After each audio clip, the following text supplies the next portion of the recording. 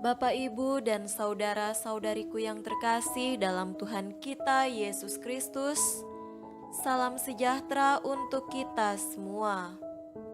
Berkat Allah yang Maha Kuasa senantiasa menyertai kita. Hari Minggu tanggal 1 Mei tahun 2022 adalah hari Minggu Paskah ketiga. Marilah kita mendengarkan dan merenungkan bacaan-bacaan kitab suci. Bacaan pertama dari Kisah Para Rasul pasal 5 ayat 27b sampai 32, dilanjutkan dengan ayat 40b sampai ayat 41. Imam besar menanyai mereka, katanya, "Dengan keras kami melarang kamu mengajar dalam nama itu. Namun ternyata kamu telah memenuhi Yerusalem dengan ajaranmu dan kamu hendak menanggungkan darah orang itu kepada kami." Tetapi Petrus dan rasul-rasul itu menjawab, katanya, "Kita harus lebih taat kepada Allah daripada kepada manusia. Allah nenek moyang kita telah membangkitkan Yesus yang kamu gantungkan pada kayu salib dan kamu bunuh. Dialah yang telah ditinggikan oleh Allah sendiri dengan tangan kanannya menjadi pemimpin dan juru selamat, supaya Israel dapat bertobat dan menerima pengampunan dosa. Dan kami adalah saksi dari segala sesuatu itu, kami dan Roh Kudus yang dikaruniakan Allah kepada semua orang yang mentaati Dia." Sesudah itu mereka dilepaskan. Rasul-rasul itu meninggalkan sidang mahkamah agama dengan gembira, karena mereka telah dianggap layak menderita penghinaan oleh karena nama Yesus. Demikianlah sabda Tuhan. Syukur kepada Allah.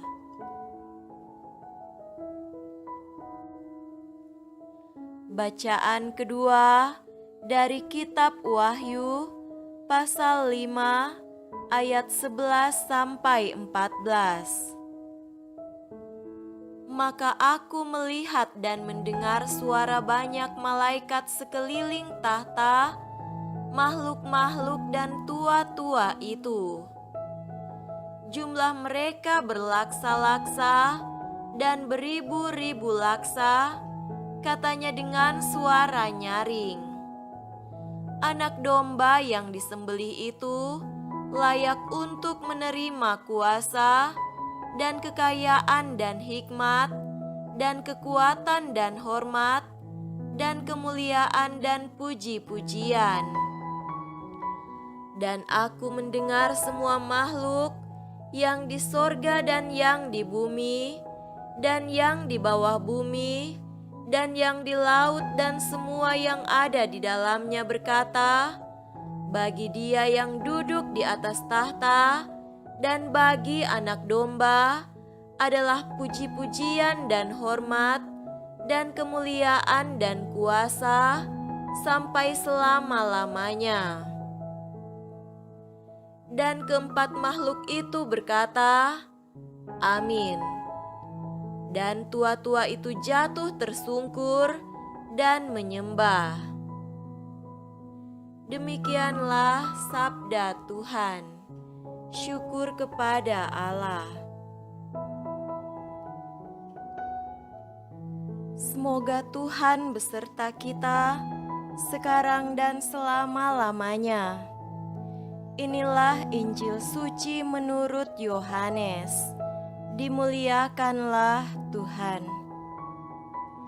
Injil Yohanes pasal 21 ayat 1 sampai 19. Kemudian Yesus menampakkan diri lagi kepada murid-muridnya di pantai Danau Tiberias, dan ia menampakkan diri sebagai berikut. Di pantai itu berkumpul Simon Petrus, Thomas yang disebut Didimus, Natanael dari Kana yang di Galilea, anak-anak Zebedeus, dan 2 orang muridnya yang lain. Kata Simon Petrus kepada mereka, "Aku pergi menangkap ikan." Kata mereka kepadanya, "Kami pergi juga dengan engkau." Mereka berangkat, lalu naik ke perahu, tetapi malam itu mereka tidak menangkap apa-apa. Ketika hari mulai siang, Yesus berdiri di pantai, akan tetapi murid-murid itu tidak tahu bahwa itu adalah Yesus. Kata Yesus kepada mereka, "Hai anak-anak, adakah kamu mempunyai lauk pauk?" Jawab mereka, "Tidak ada." Maka kata Yesus kepada mereka, "Tebarkanlah jalamu di sebelah kanan perahu, maka akan kamu peroleh." Lalu mereka menebarkannya dan mereka tidak dapat menariknya lagi karena banyaknya ikan. Maka murid yang dikasihi Yesus itu berkata kepada Petrus, "Itu Tuhan." Ketika Petrus mendengar bahwa itu adalah Tuhan, maka ia mengenakan pakaiannya, sebab ia tidak berpakaian, lalu terjun ke dalam danau. Murid-murid yang lain datang dengan perahu karena mereka tidak jauh dari darat, hanya kira-kira 200 hasta saja, dan mereka menghela jala yang penuh ikan itu. Ketika mereka tiba di darat, mereka melihat api arang dan di atasnya ikan dan roti. Kata Yesus kepada mereka, "Bawalah beberapa ikan yang baru kamu tangkap itu." Simon Petrus naik ke perahu, lalu menghela jala itu ke darat, penuh ikan-ikan besar, 153 ekor banyaknya, dan sungguh pun sebanyak itu, jala itu tidak koyak. Kata Yesus kepada mereka, "Marilah dan sarapanlah." Tidak ada di antara murid-murid itu yang berani bertanya kepadanya, "Siapakah engkau?" Sebab mereka tahu bahwa ia adalah Tuhan. Yesus maju ke depan, mengambil roti dan memberikannya kepada mereka, demikian juga ikan itu. Itulah ketiga kalinya Yesus menampakkan diri kepada murid-muridnya sesudah ia bangkit dari antara orang mati. Sesudah sarapan, Yesus berkata kepada Simon Petrus, "Simon, anak Yohanes, apakah engkau mengasihi aku lebih daripada mereka ini?" Jawab Petrus kepadanya, "Benar Tuhan, engkau tahu bahwa aku mengasihi engkau." Kata Yesus kepadanya, "Gembalakanlah domba-dombaku." Kata Yesus pula kepadanya untuk kedua kalinya, "Simon, anak Yohanes, apakah engkau mengasihi aku?" Jawab Petrus kepadanya, "Benar Tuhan, engkau tahu bahwa aku mengasihi engkau." Kata Yesus kepadanya, "Gembalakanlah domba-dombaku." Kata Yesus kepadanya untuk ketiga kalinya, "Simon anak Yohanes, apakah engkau mengasihi aku?" Maka sedih hati Petrus karena Yesus berkata untuk ketiga kalinya, apakah engkau mengasihi aku?" Dan ia berkata kepadanya, "Tuhan, Engkau tahu segala sesuatu. Engkau tahu bahwa aku mengasihi Engkau." Kata Yesus kepadanya, "Gembalakanlah domba-dombaku. Aku berkata kepadamu, sesungguhnya ketika engkau masih muda, engkau mengikat pinggangmu sendiri, dan engkau berjalan kemana saja kau kehendaki. Tetapi jika engkau sudah menjadi tua, engkau akan mengulurkan tanganmu, dan orang lain akan mengikat engkau dan membawa engkau ke tempat yang tidak kau kehendaki." Dan hal ini dikatakannya untuk menyatakan bagaimana Petrus akan mati dan memuliakan Allah. Sesudah mengatakan demikian, ia berkata kepada Petrus, "Ikutlah aku." Demikianlah sabda Tuhan. Terpujilah Kristus.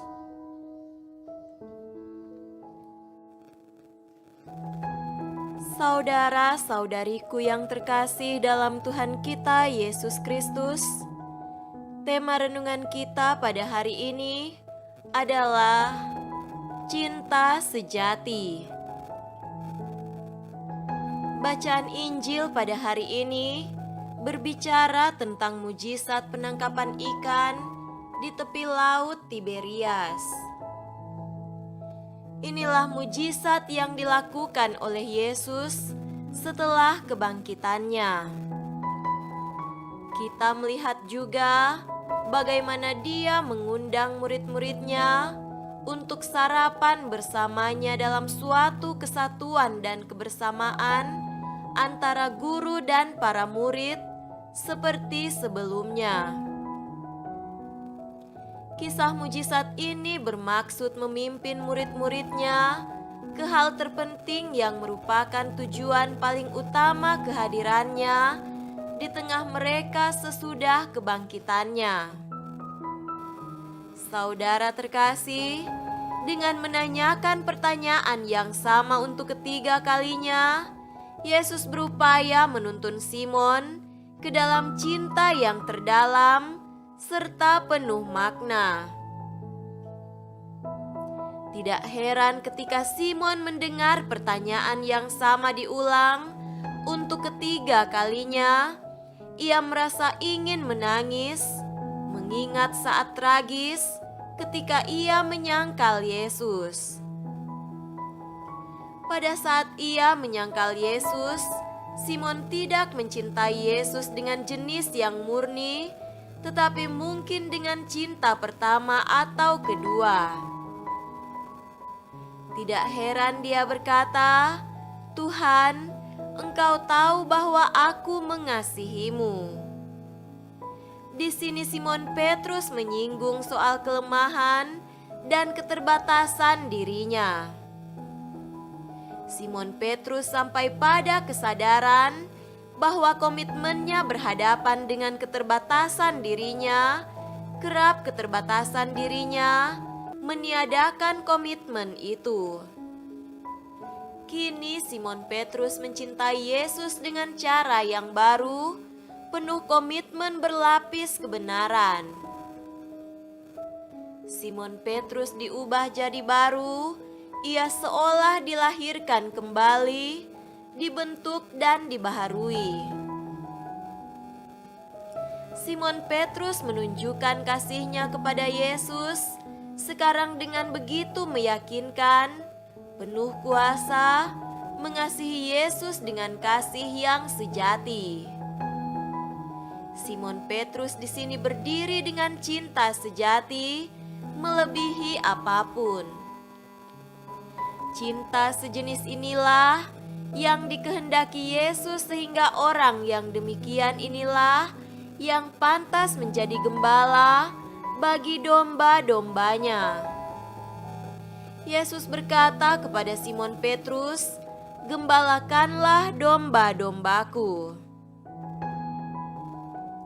Oleh karena itu, tidak lama kemudian kita melihat bagaimana Simon Petrus membuktikan cinta sejatinya dalam bacaan pertama hari ini.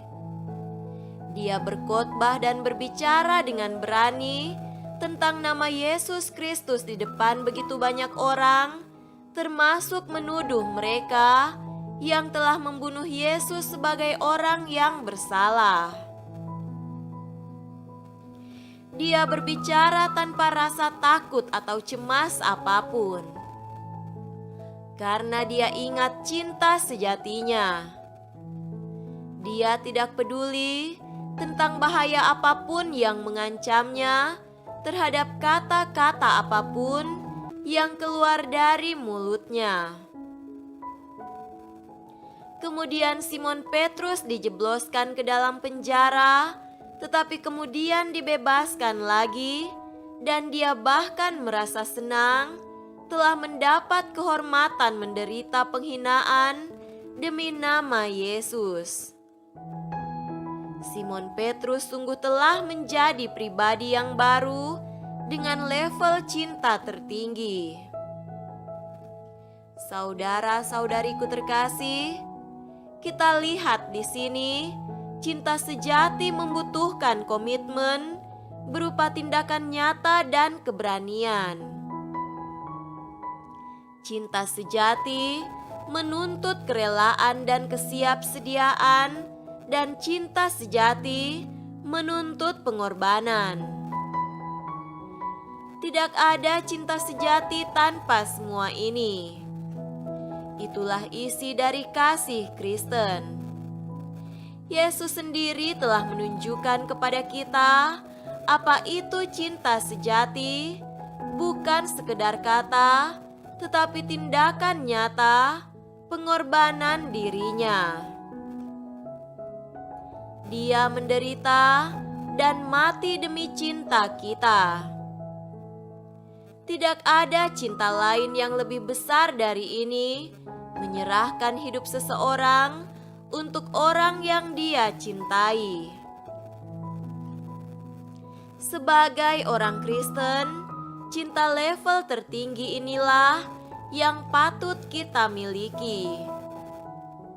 Dan ini seharusnya menjadi kegembiraan kita, kebahagiaan dan sumber kekuatan kita. Setiap kali kita berada dalam kesulitan, kita tetap merasa teguh karena kita mengingat cinta sejati kita. Saat kita berada dalam kondisi yang penat, letih karena terlalu banyak bekerja, kita masih merasa kuat karena kita bekerja dengan penuh tanggung jawab dan setia karena cinta sejati kita. Jika kita bekerja karena cinta sejati, tidak ada yang bisa membuat kita penat dan berkeluh. Jika rasa lelah itu ada, itu akan menjadi kebahagiaan kita. Marilah kita memohon rahmat Yesus untuk menguatkan dan memperdalam kasih kita kepadanya. Semoga demikian. Amin.